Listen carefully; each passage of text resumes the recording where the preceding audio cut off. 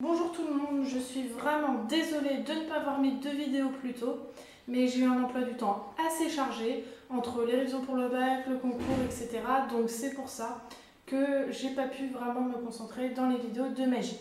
Mais maintenant c'est bon, je vais pouvoir reprendre continuellement donc, des vidéos tous les 15 jours.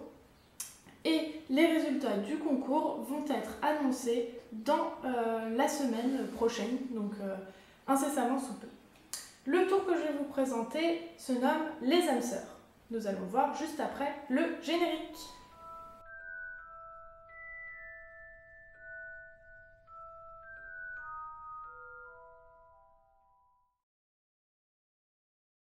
Pour ce tour, j'aurai besoin d'un jeu de 54 cartes entièrement mélangées.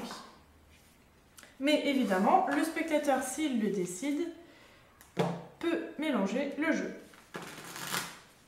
Là, je n'en ai pas, je le fais donc à sa place. Le magicien va ensuite choisir deux cartes qu'il ne montre pas au spectateur. Par exemple, bon, moi je suis assez difficile dans mes cartes, donc j'aime bien prendre mon temps. Donc j'en ai une et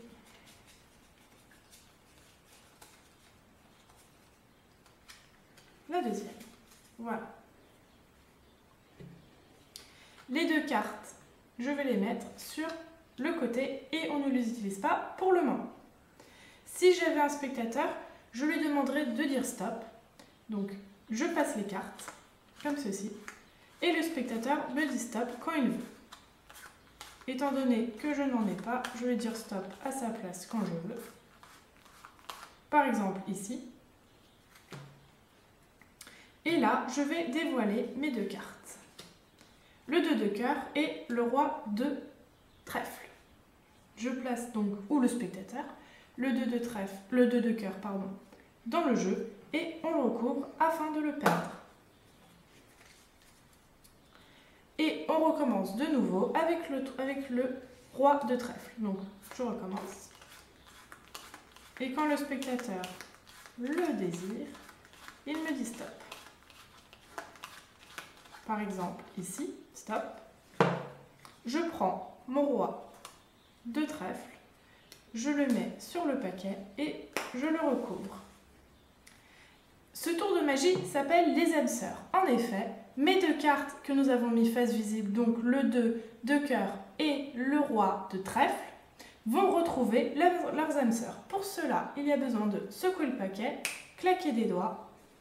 Et là, si on étale les paquets et que l'on prend ces deux cartes-ci et là, et que le spectateur les retourne, on peut voir que les cartes ont bien retrouvé leurs âmes sœurs.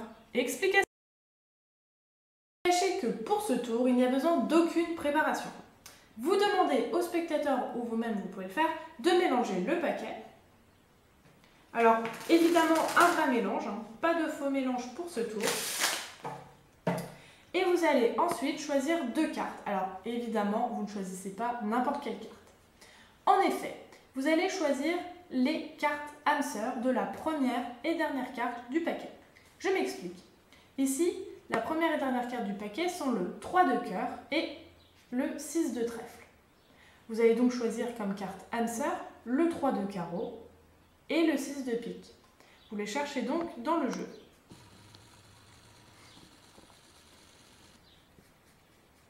Donc,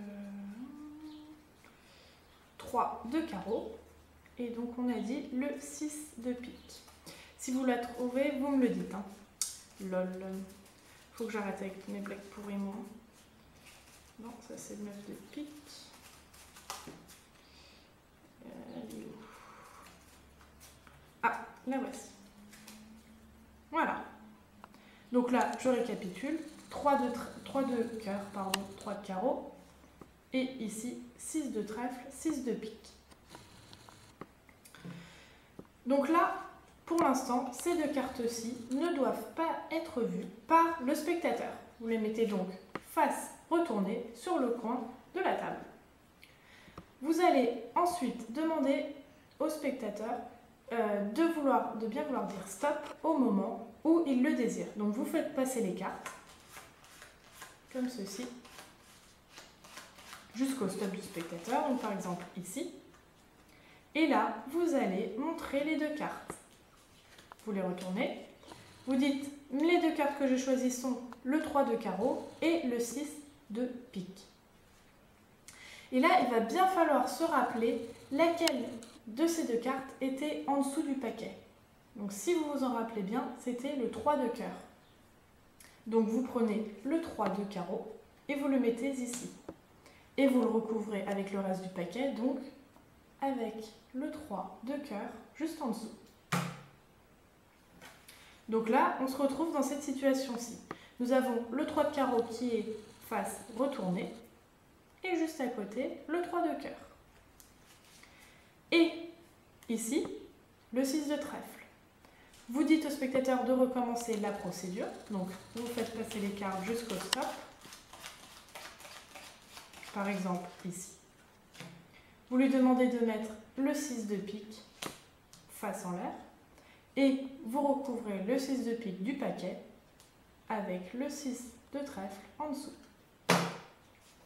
Et donc là, c'est tout bête. Forcément, les 2 cartes answer seront côte à côte.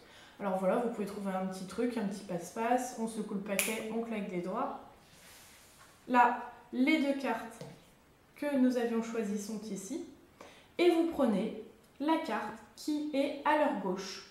Donc, vous dégagez un petit peu. Voilà. Donc là, la carte à gauche du 3 de carreau. Et ici, la carte à gauche du 6 de trèfle. Et donc, forcément, ce sont bien les 2 cartes answer. Et voilà, c'est fini pour ce tour. C'est un petit tour simple, facile à réaliser et impromptu, qui n'a besoin d'aucune préparation. Et donc, c'est pour ça que je le trouve assez sympathique.